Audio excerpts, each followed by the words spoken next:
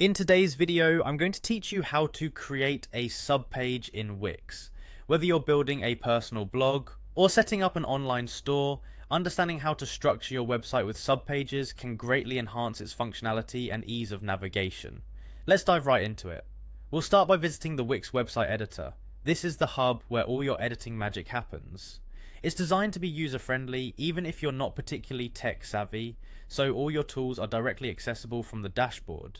Begin by opening your Wix account and navigating to the specific website you want to modify. Once there, you'll find yourself in the editor interface where you can control various elements of your site. Next, locate the page icon. This icon is crucial as it represents the menu through which you will select and manage the different pages of your website. Clicking on this icon will reveal a list of all the pages currently included in your site.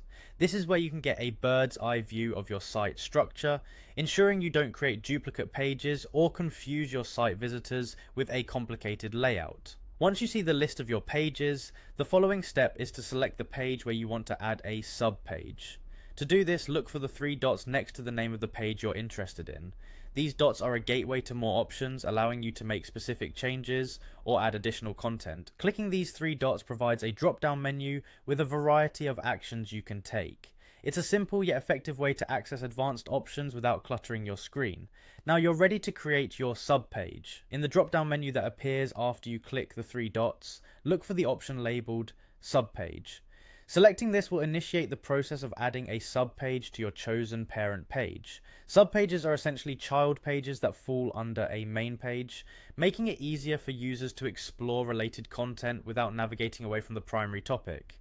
And there you have it. A new subpage has been integrated into your site. At this point, you can go ahead and customize it to your liking, whether that includes adding text, images, or other media that will engage your audience.